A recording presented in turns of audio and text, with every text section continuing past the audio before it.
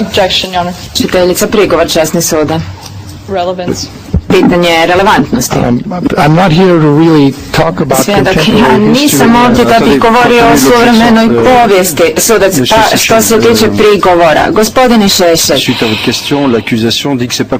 s obzirom na vaše pitanje, tužiteljica kaže da to nije relevantno. Po čemu je vaše pitanje relevantno? Evo, samo sada ukratko to pitanje ponovim. Da li je u američkom pravnom sistemu zabranjeno zagovaranje ove vrste nasilja? Da li je zabranjeno da neko nastupi na televiziji i kaže treba bombardovati Irak? Da li je to zabranjeno? No, it's not forbidden. No. Hvala vam, gospodine Obešao. Pretpostavljam da ste čuli za zalaganje Zbignjeva Bžežinskog. Znate ko je Zbignjev Bžežinski? On se zalagao da se Rusija podeli na 3 ili 4 države. Je li znate za to njegovo zalaganje?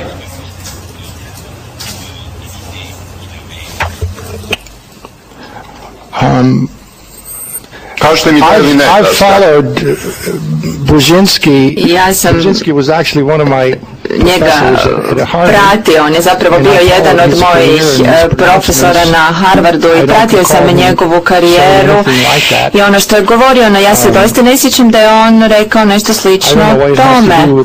Ne znam sasvim točno kako je to veze ima s ovim zbog čega smo danas u ovoj sudnici. Ne, ali nisam čuo da je to kazao. A objavio je knjigu o tome. Ali nije bitno. Da li je u Americi takav način javnog zalaganja za nasilne promjene granica kažnjiv? To je moje pitanje. Na primjer, kad u Americi sad neki političar kaže, to se čulo u javnosti, da Irak treba podeliti na 3 države. Kurdistan, šiitski dio, sunitski dio. Alors, répondez Odgovorite na ovo pitanje, pa ćemo odmah nakon toga imati pauzu. Dakle, čuli ste pitanje, molim vas odgovorite. Svjedok, možete li se u američkom političkom diskursu zalagati za bilo kakvu izmjenu država, državnih granica, ratne politike, inozemne politike, bilo što tome slično? Gospodine sudio, molim vas, samo ovo pitanje. Da li bi u američkom pravnom sistemu, po vašem mišljenju, ja mogao krivično odgovarati za bilo koji fragment mojih govora koje ste vi analizirali? Po vašim saznanjima. Well, the context is important here. Ovdje je važan kontekst. In a war zone, ako ste u ratnoj zoni, traje ratni sukob, civila se ubija, a vi održite govor svojim ljudima u kojem kažete nastavite s tim, zauzmite ovo mjesto, riješite ih se, umjesto da kažete stanite. Drugim riječima, ako se zalažete za nasilje u opasnoj situaciji u kojoj civili, dakle ne borci, se izlažu riziku da će ih se ubiti, onda da, onda postoje osnove zato da vas se krivično goni prema postojećim zakonima. Ako to kažete na televiziji u situaciji koja ne podrazumijeva nikakav sukob, dakle kada doista ne postoji ubijanje ili ne postoji veliki rizik od nasilja, onda možete reći što god želite. Sudac, u redu, sada ćemo imati pauzu, nešto dužu od uobičajene jer to traže prevoditelji. Dakle, nastavit ćemo u 13 sati i 5 minuta, a nastavit ćemo raditi do 4.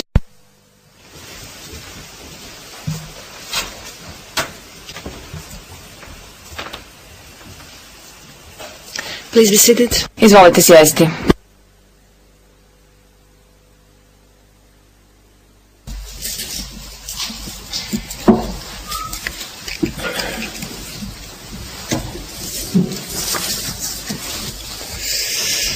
Bien, donc l'audience est reprise. Je Nastavljamo vais sa donner la parole zasjedanjem. à Monsieur Seychelles. Dajem riječ gospodinu Šešelju.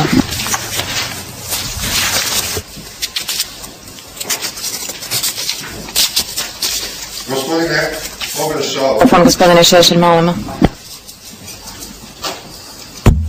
Sad je u redu. Gospodine Oberšal, dali ste mi jedan prilično zadovoljavajući odgovor na moje posljednje pitanje. Dakle, da bi govor bio pravno kažnjiv, on mora biti izrečen neposredno da se odvijaju dejstva koja mogu dovesti do krivičnih dela. Je li to smisao vaše posljednje izjave? U situaciji gdje je moguće da dođe do takvih krivičnih dela.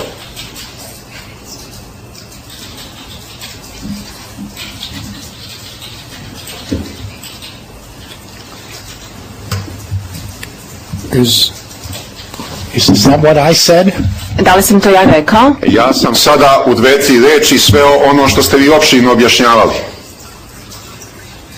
Dakle, morao bi biti negdje u situaciji da se odvijaju ratna dejstva, pa svojim govorom da nekoga podstakne ili podstrekuje da izvrši krivična dela.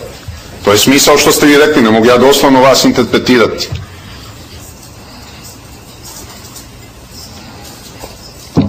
Moje pitanje je bilo kada bi po američkom pravnom sistemu, evo sad i njega uprošćavam, govor kao takav bio kažnjiv.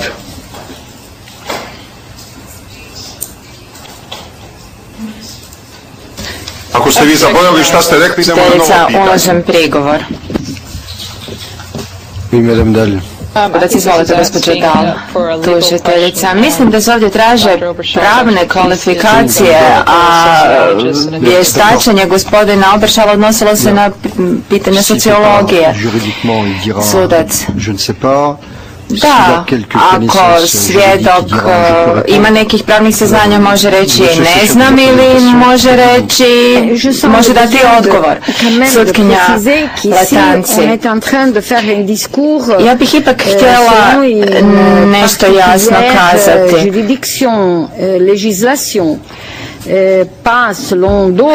Moram reći da mi sada govorimo da li govorimo u smislu neke konkretne nadležnosti ili u smislu međunarodnog prava. Svjedok, ja nisam vještak za pravna pitanja i ja ne mogu ovdje svjedočiti o tako finim razlikama u pravnim pitanjima. Ja sam svoj odgovor dao kao normalni građanin koji prati debate u vezi s ovakvim pitanjima i to je ono o čemu ja mogu govoriti, ali ja nikako nisam vještak za pravna pitanja. Gospodine Oberšal, ja vas pitam o vašim saznanjima. Vi ste profesor Američkog univerziteta i trebalo bi da ste veoma obrazovan čovjek i upućen u javne poslove. Ono što ste posljednje rekli predstavlja podsticanje ili podstrekavanje na krivična dela. Vi ne morate znati tu definiciju, ali ja sažimam ono što ste vi izgovorili. Vi ste možda zaboravili šta ste rekli. Evo, ja imam nova sada pitanja za vas. Molim vas sada da me pažljivo slušate. Da razdvojimo zbivanja u Srpskoj krajini, odnosno Hrvatskoj, i zbivanja u Republici Srpskoj i Bosni i Hercegovini u odnosu na zbivanja u Vojvodini, Hrtkovcima i tako dalje. Da li ste me sad razumeli? Dakle, dve stvari posmatramo odvojeno.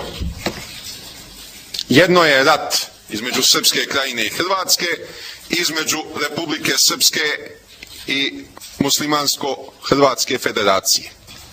A drugo su zbivanja u Vojvodini. Dve odvojene stvari imamo. Nadam se da ste me sad razumeli. Pitam vas samo za zbivanja na području Srpske krajine i Hrvatske, odnosno Republike Srpske i Federacije Bosne i Hercegovine. Samo vas to pitam.